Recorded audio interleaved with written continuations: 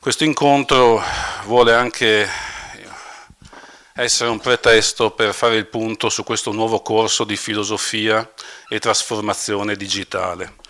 Un nuovo corso che è un corso di filosofia, questo va ribadito con forza.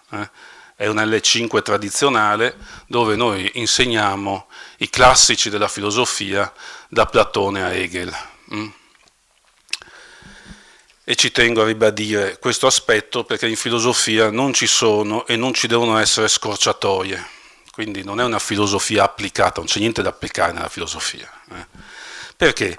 Perché la filosofia non deve servire ad alcunché perché non è serva, quindi non deve essere pensata immediatamente per essere applicata, altrimenti si perde la forza stessa della filosofia, la sua capacità critica.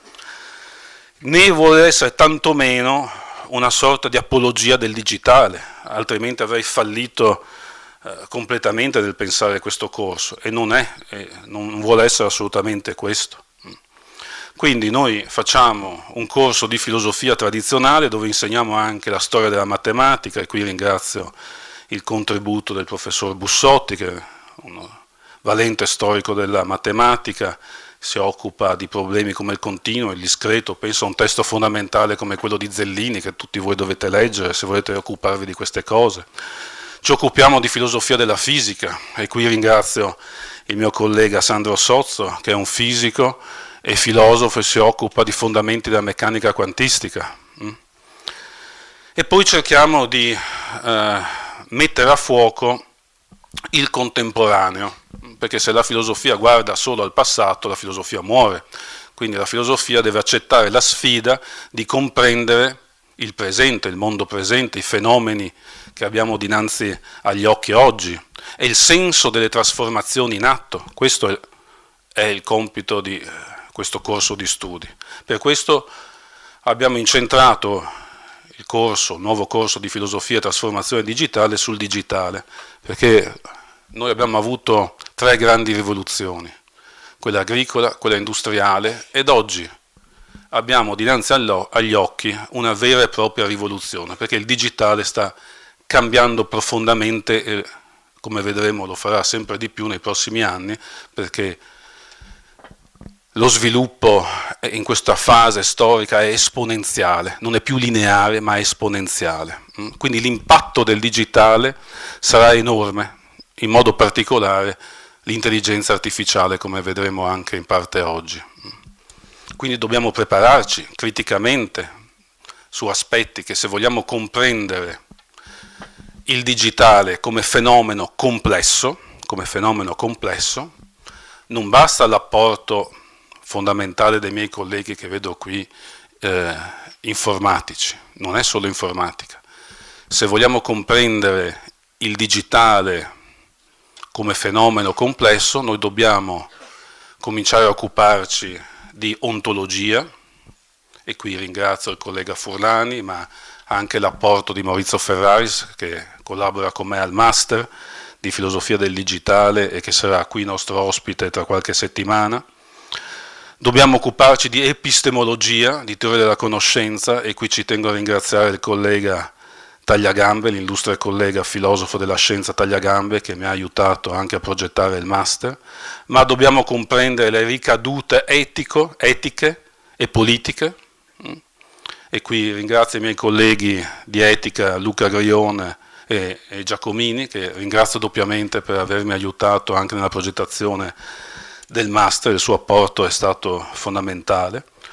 Tocca gli aspetti del linguaggio naturale e linguaggio artificiale, e qui abbiamo il collega Damiano Cantone che si occupa di questi aspetti, e infine anche gli aspetti, chiamiamoli, legati, diciamo così, all'estetica, ma soprattutto qui la parte importante è di natura fenomenologica, perché non dimentichiamo il fatto che noi ci relazioniamo, noi utilizziamo la tecnica, c'è un corpo, il nostro, che utilizza questi strumenti tecnici, a cui noi diamo un senso.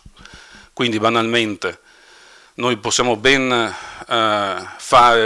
compiere degli studi scientifici sul nostro corpo, sulla fisiologia della mia mano, che sto adesso qui gesticolando, ma il senso di un gesto non lo ritroviamo nella fisiologia della mano. Il senso di uno sguardo non lo ritroviamo nella fisiologia dell'occhio. Le scienze ci possono dire qualcosa di molto interessante sulla fisiologia, su come è fatto l'occhio, su come è fatto il nostro cervello, ma non ci dicono alcunché sul senso della relazione tra il nostro corpo e gli strumenti tecnici che utilizziamo.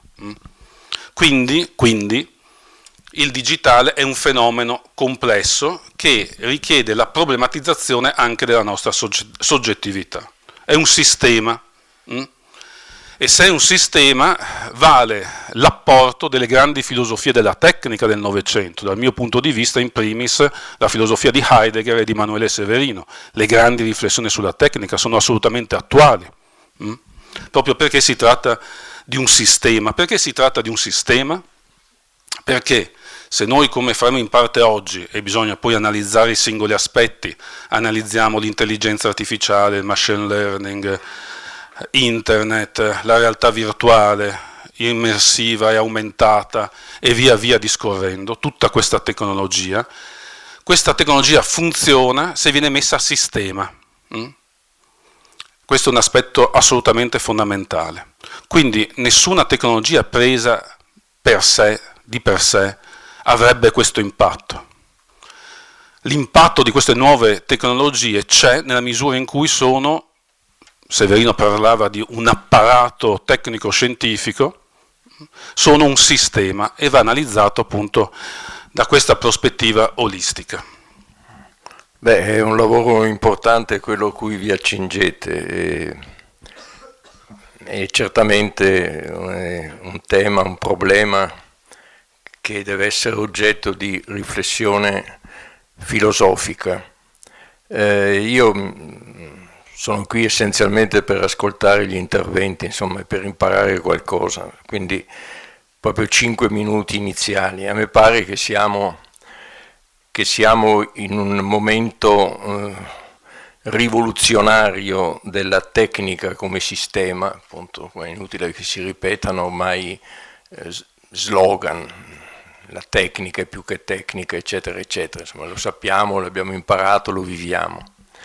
La tecnica è un gestello, un sistema, un apparato, una macchina complessiva che ci coinvolge direttamente, fisiologicamente, ma siamo arrivati ad un punto di questa storia, non estranea a questa storia, che pone questioni diverse, nuove.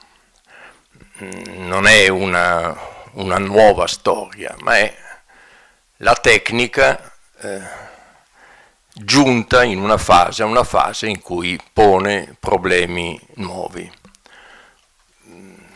Possiamo chiamarla forse con un termine che risuona in Spengler, no? E che poi di fatto viene ripreso da Heidegger, perché il discorso che Heidegger fa sulla tecnica è totalmente compreso nel modo in cui il problema veniva già affrontato nella cultura mitteleuropea all'inizio del secolo, tra 800 e 900. Ci sono citazioni testuali senza nota a piedi pagina di Heidegger e di Spengler. Il discorso sulla tecnica di Heidegger riprende in pieno quello che Spengler diceva tecnica faustiana. È una ripresa letterale. Era un milieu culturale in cui si contrapponeva, precedente a Heidegger, ma di cui Heidegger è totalmente imbevuto, in cui si confrontava il paradigma weberiano con un paradigma anti-weberiano, che è propriamente quello di Heidegger. Quello weberiano diceva, no, tesori, fanciulli, studenti, il mondo attuale è dominato dalla scienza come professione e la scienza ovviamente è l'anima della tecnica. Senza scienza è proprio scienza pura, non vi sarebbe nulla di ciò che noi oggi chiamiamo tecnica. No? Sono i fisici, i matematici puri che sono alla base di tutte le scoperte, invenzioni, innovazioni propriamente tecniche. La scienza come professione. Nel mondo contemporaneo, se non sei scienziato, non conti niente. Questo è il paradigma weberiano, molto semplice, nudo e crudo. Dall'altra parte, no, culture, no, lo specialismo distrugge la paideia, distrugge l'educazione. Questo fronte della cultura si divideva in un fronte propriamente filologico, i grandi filologi, soprattutto mitteleuropei tra 800 e 900, no? La grande scuola filologica tedesca, Wilamowitz fino a Jäger, l'ultimo grande capolavoro di questa filologia, la Paideia di Jäger, l'Europa è perduta, si dimentica le origini greche, il grande libro di Jäger che esce nello stesso anno in cui Hitler prende il potere, non la Paideia di Jäger. Quindi questa una corrente filologica, una corrente propriamente invece filosofica, appunto, critica dello specialismo, critica della eccetera eccetera. Questo è lo scenario di cui dovete anche inserire il dibattito di allora sulla tecnica. Tecnica faustiana. Cosa intendeva Spengler quando parlava di tecnica faustiana? Guardate che il tramonto dell'Occidente è una miniera. Leggetelo perché appunto si può storcere il naso per tanti motivi, ma è una miniera straordinaria di idee per quanto riguarda proprio la nostra la civiltà contemporanea europea. E anche di profezie, ahimè, pieno. Ma cosa intendeva? Intendeva sostanzialmente esattamente quello che intende Heidegger. No? Entriamo in un momento in cui la tecnica svolge fino in fondo radicalmente la sua natura impositiva, no? Tutto è reso fondo a nostra disposizione, no? Le acque del Reno le vediamo soltanto come produttrici di energia elettrica, eccetera, eccetera, eccetera. Pagine e pagine di queste che io ritengo sempre più, insomma, anche chiacchierate, insomma, permettetemi, per quanto riguarda, perché poi in fondo c'è l'homo technicus, c'è sempre stato, no? E questo elemento impositivo dell'homo technicus, basta leggere lo Stasimo dell'Antigone di Sofocle per rendersi conto che non è una grande novità, no? L'uomo che violenta la madre terra, la dea di tutti gli dei, e che cos'è? E che si salva dalla hybris connessa al dominio tecnico soltanto attraverso la politica sostanzialmente, no? La regolazione politica, no? Questo è il significato del grande Stasimo su cui anche Heidegger torna spesso, no? Il significato è questo, no? La tecnica, l'homo technicus di per sé persegue i suoi fini di dominio sulla natura e vince tutto e apre la strada dovunque e solo di una cosa non ce la fa, solo su un nemico non vince, la morte. Tutto riesce a vincere, trova rimedi infiniti a tutti i mali, eccetera, eccetera, ma s'arrende di fronte alla morte, il ne famoso, no? Tne, tos, mortale. E come che fai a governare questa hybris connessa alla tecnica? C'è solo un modo, parrebbe per Sofocle, no? Quello che tu poi sei un polites, tu abiti la polis e quindi ordini i tuoi comportamenti in base ad un interesse comune, no? Riesci a mediare questa forza impositiva della tecnica attraverso una dimensione politica, mutatis mutandis, quello che si spera anche adesso, no? Quando si chiede chi governerà questi processi, queste innovazioni, ci saranno delle norme europee, ci saranno delle norme internazionali, ci sarà un tribunale, eccetera, eccetera, che regola le modalità in cui queste innovazioni si producono e dilagano nella società, e tutto sommato è lo stessi problemi che ci facciamo ora, no? Qual è la politica in grado di governare la tecnica? Come rispondeva Weber? Ma di cosa parliamo? Le potenze fondamentali del mondo contemporaneo sono appunto scienza, tecnica e economia strettamente connesse, perché appunto questa questo impeto dell'innovazione tecnica non può reggersi senza accompagnarsi intrinsecamente con la potenza economico-finanziaria. Cos'è? Archimede pitagorico che inventa i telefonini, i cellulari, i computer? Sono apparati tecnico-scientifici, economici. La tecnica è più che tecnica anche perché è totalmente anche economia e finanza.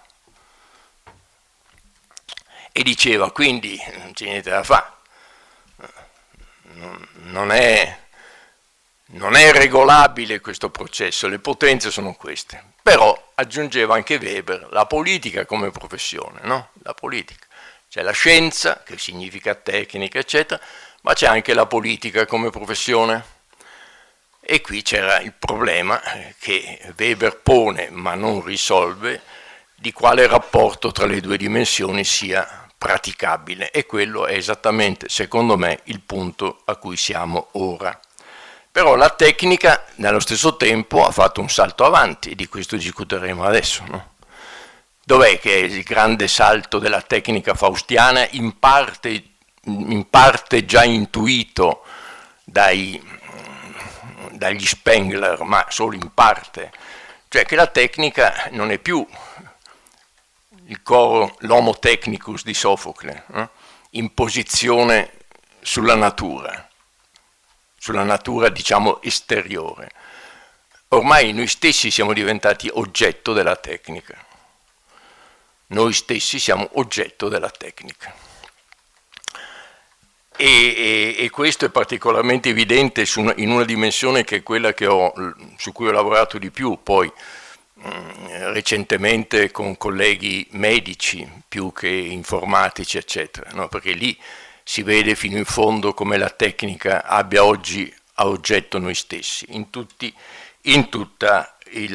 l'intervento sul genoma, tutto il grande problema dell'editing genomico.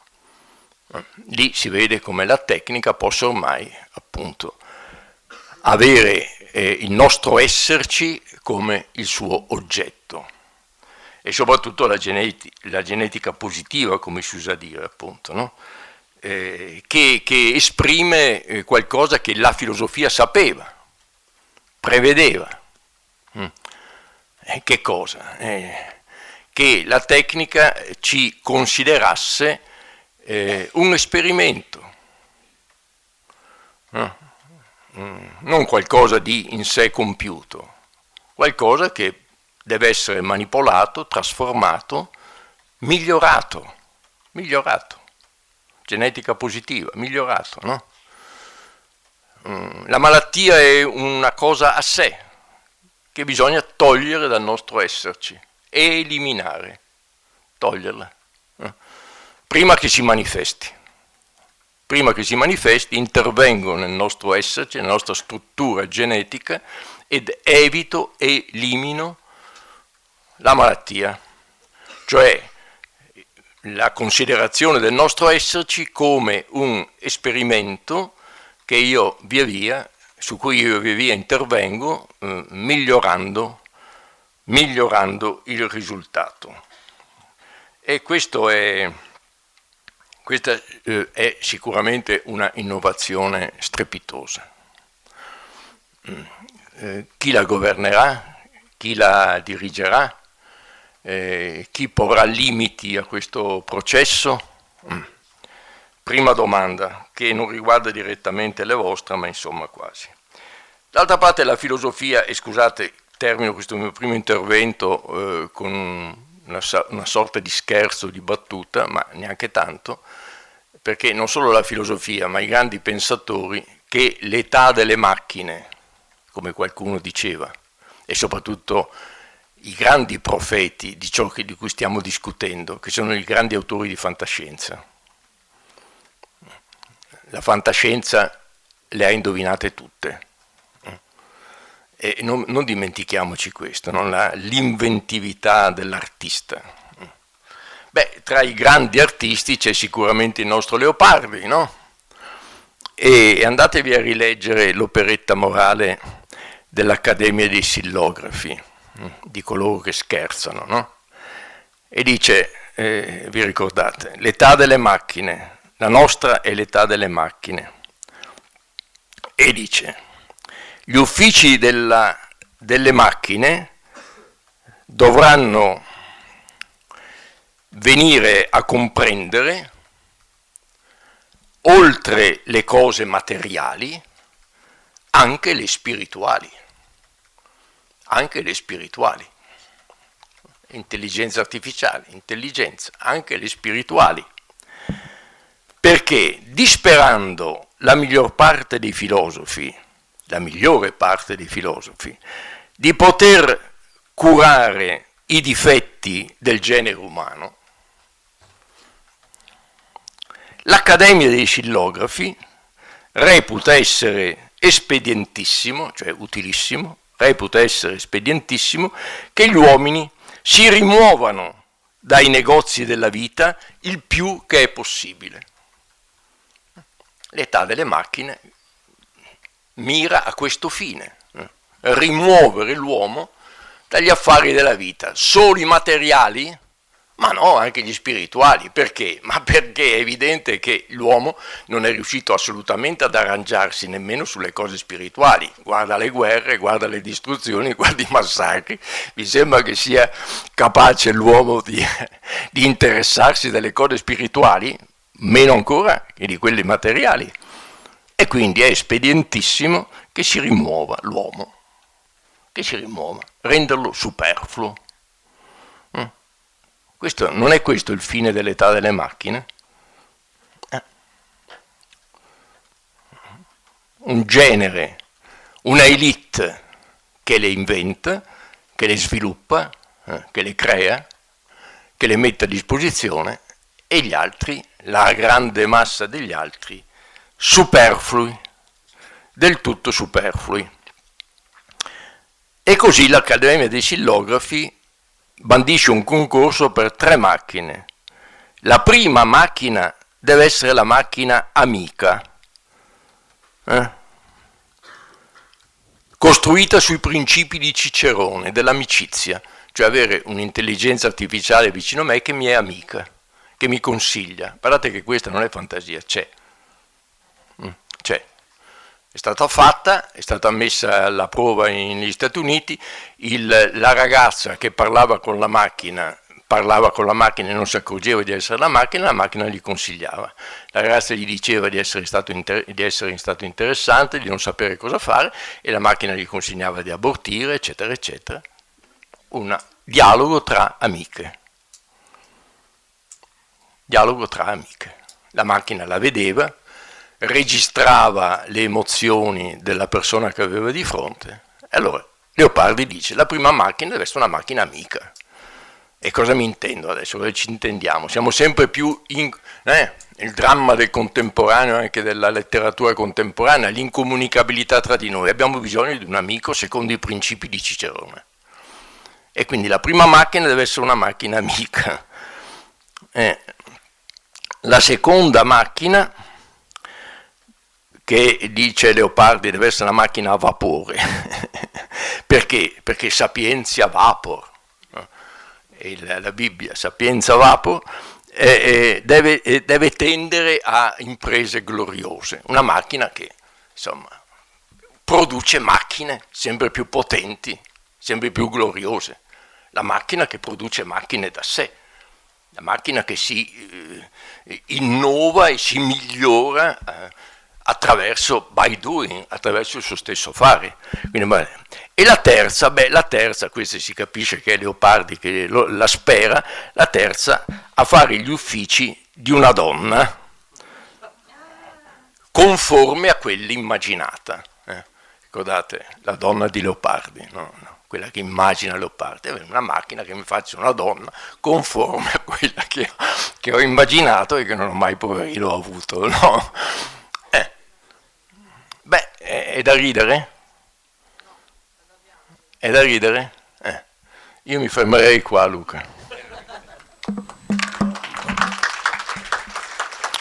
Una macchina amica. Attenzione, questo aspetto appunto sarà anche per certi aspetti comico, ma al contempo tragico. Perché? Perché questa macchina amica e qui faccio una fotografia sul presente e poi una proiezione sul futuro. Questa macchina amica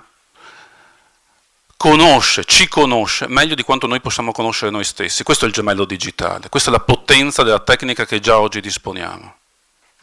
Faccio una pausa, mettete a fuoco questo aspetto, un aspetto assolutamente fondamentale. Perché?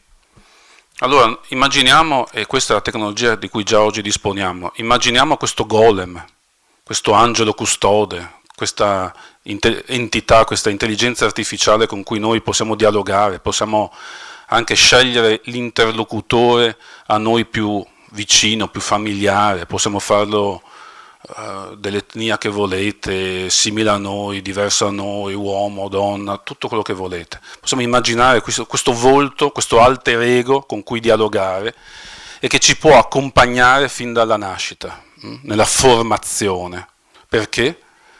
Perché un'entità di questo tipo saprà le lingue, tutte le lingue, meglio di quanto possiamo fare noi, ci insegnerà l'inglese, il francese.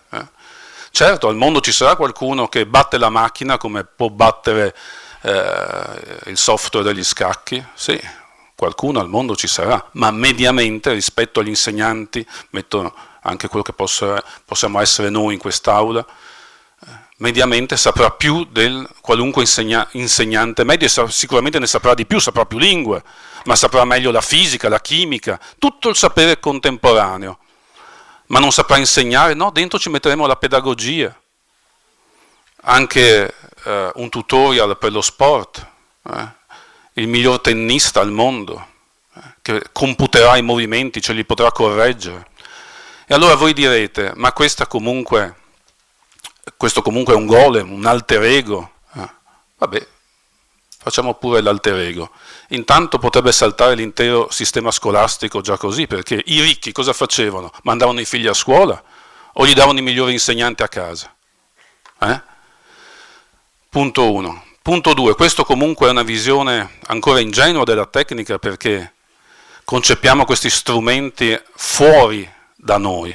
Pensiamo stiamo già sperimentando gli impianti. E se questo gemello digitale, questo alter ego, questo golem, e stiamo andando in questa direzione, diventasse non più un'entità esterna alla nostra corporeità, alla nostra forma di vita, ma attraverso un innesto diventa un modo per potenziare le nostre attività cognitive, la nostra forma di vita, l'Homo sapiens, è ancora l'Homo sapiens a questo punto? Sarebbe ancora Homo sapiens? Quanta tecnologia può sopportare la nostra corporeità, la nostra forma di vita prima di trasformarsi in altro?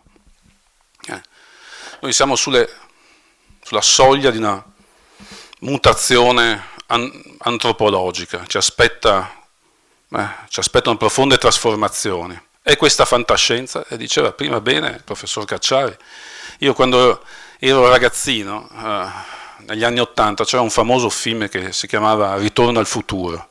Molti di voi l'avranno visto con Michael J. Fox, mi rivolgo ai più giovani che sicuramente non l'avranno visto sto film, ma quelli che qualcuno magari alla mia età l'ha visto.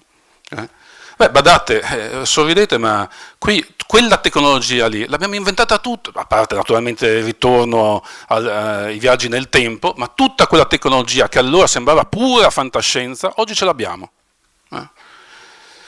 Siamo pronti a questo profondo cambiamento? Qui anche la sfida della filosofia che riflette non solo da decenni, ma da sempre su queste questioni. Però l'intensità che abbiamo in questo momento, cioè quindi lo sviluppo tecnico di questo momento storico, fa emergere elementi qualitativi, non più solo quantitativi, che fanno la differenza.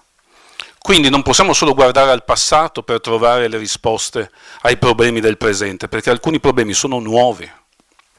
Certo, c'è anche un elemento di continuità, sì certo, però qual è l'elemento determinante?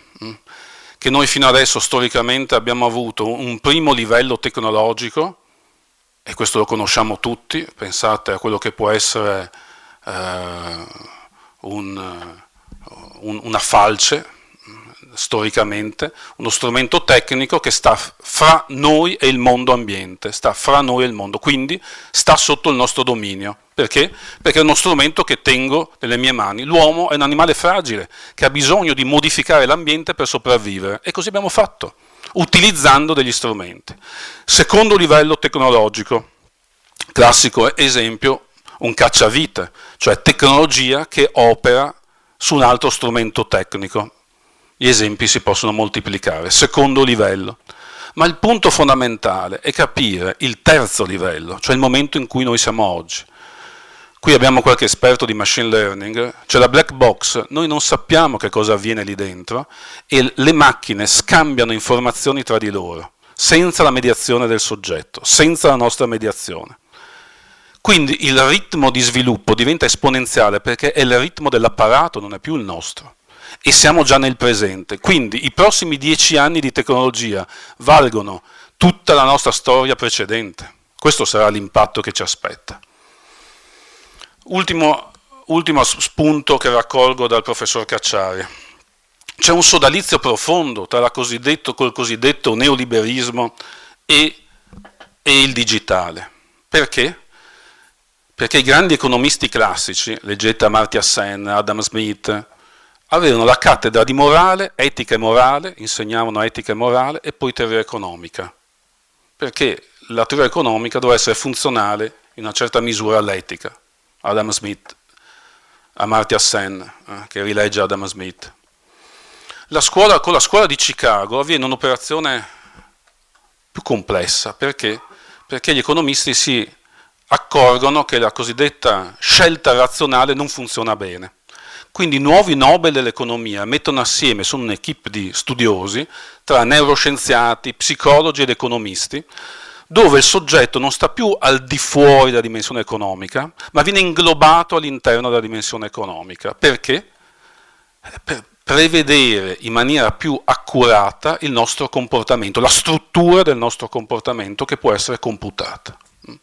Quindi di nuovo il gemello digitale conosce meglio di noi dentro il sistema il nostro comportamento e quindi può anticiparlo. Ecco perché vedete sui vostri profili Facebook, sui vari social, era proprio quella borsetta lì che volevo, era proprio quel paio di scarpe, non il libro, perché non ci sei mai andato in un motore di ricerca a cercare il libro, o viceversa, fate voi l'esempio. E quindi sa esattamente che cosa noi vogliamo, con una certa approssimazione statistica, sì certo, ma è solo l'inizio, questa tecnologia ha pochi anni. Adesso lascio a Massimo Cacciari per una battuta, almeno ringrazia così. No, va bene, ma ti lascio solo la parola per un ultimo saluto e io ti ringrazio ancora per essere stato qui con noi oggi, ma è solo il primo di molti appuntamenti che ti vedranno qui ospite a Udine, spero nel prossimo futuro, almeno il prossimo anno, dai. La filosofia fa quello che può, queste discussioni, elabora queste idee, cerca di vederci chiaro su questi termini, no? Appunto artificiale, naturale, virtuale, cerca di rendere chiari i termini del discorso. Dopodiché la politica è un'altra cosa. Naturalmente le discussioni filosofiche hanno incidenza politica, si interrogano anche su ciò che è politica, però non è nostro compito, insomma, determinare politiche coerenti con questo tipo di discorsi. Facciamo il possibile, ma non è che dobbiamo metterci a fare politica, non avrebbe senso, sarebbe un pasticcio, no? Dobbiamo tentare di elaborare una filosofia, come dicevamo ieri, di cui noi siamo convinti potrebbe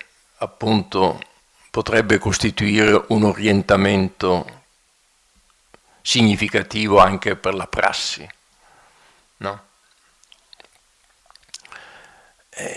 Che possa avere un significato trasformativo anche dei sistemi sociali, dei regimi politici in cui viviamo, ma Ma la distinzione va mantenuta, insomma, tra quello che è il rigore del ragionamento filosofico e la dimensione della prassi, nel senso classico del termine. Prassi in greco vuol dire azione politica, sostanzialmente, no? Poi sono d'accordo con quello che tu dicevi, cioè è chiaro, insomma, ci mancherebbe altro di pensare che l'artificiale, cioè tutto ciò che è ars techne, sia qualcosa che capita all'umano e non sia intrinseco nell'esserci. Infatti io parlavo di homo technicus, cioè, quindi è evidente che non c'è nulla di artificiale che non sia della nostra natura. Il problema è che è qui che dobbiamo però ragionare per contraddizioni, sempre, se no. Cioè che non sono facili armonie poi che compongono, no? Cioè tu con la tua tecnica che è tua, appartiene al tuo esserci, è dimensione del tuo esserci, crei costanti problemi al tuo esserci, questo è il punto. Cioè poni costantemente problemi e ripeto quello che dicevo all'inizio, insomma, cioè non c'è dubbio che il salto che stiamo vivendo è quello, no?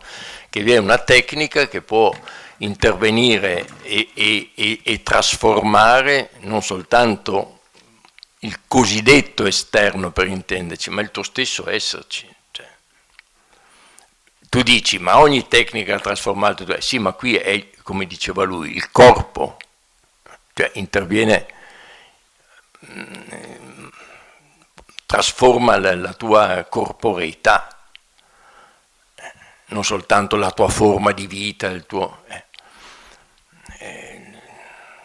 Cioè veramente sei a un punto in cui, ma qui soprattutto più che l'intelligenza artificiale, è proprio tutte le ricerche che si sta facendo sulle possibilità di intervento, la genetica positiva, la genetica negativa, insomma, queste sono le frontiere della tecnica che a mio avviso destano anche maggiori preoccupazioni. Perché sull'intelligenza artificiale si può dire appunto, vabbè, insomma, ci sarà un controllo politico, eccetera, eccetera, normiamo, affrontiamo i problemi, le contraddizioni più significative e pensiamo appunto ad una politica in grado di, eccetera, eccetera. Ma lì davvero è più complicata la cosa. Io credo che sarebbe utile, Luca, se si svolgesse questo seminario anche in questa direzione, coinvolgendo neurologi, biologi, medici, perché qui davvero la questione è delicatissima, insomma. Cioè immaginiamoci soltanto la possibilità che è nelle cose di interventi anche preventivi per risolvere tutta una serie di malattie, no? Questa genetica negativa. C'è anche la genetica positiva, migliorare, rafforzare, e sono tutti interventi che determinano anche la discendenza, entrano nell'eredità, diventano, tu trasmetti agli eredi queste caratteristiche. Primo, chi lo può fare? Chi lo può fare? Cioè, c'è un problema incredibile a proposito del discorso di Giacomini sulla democrazia, eccetera, eccetera. Un problema incredibile di possibili disuguaglianze esplosive. Chi potrà accedere a queste, diciamo, tra virgolette, terapie? Quale potere politico potrà discernere tra chi può accedere a queste terapie e chi no? Già adesso sono problemi colossali che si pongono, perché sono interventi appunto già ora per la cura di alcuni mali, per esempio tumori, eccetera, eccetera, che sono disponibili terapie a prezzi inaccessibili. quindi problemi di disuguaglianze, problemi tremendi, insomma, da un punto di vista sulla possibilità di un controllo, di un governo politico di questi processi. E sono processi e sono problemi che fanno tutt'uno con quelli che abbiamo discusso oggi. Quindi lì vedo una frontiera più dura da affrontare, insomma, per quanto riguarda tutti i temi cosiddetti dell'editing genomico, eccetera. Vabbè, insomma, continuiamo a lavorare e vediamo cosa siamo in grado di tirare fuori. E congratulazioni per questo corso che avete messo in piedi. Grazie ancora a Massimo Cacciari e a voi per il vostro tempo.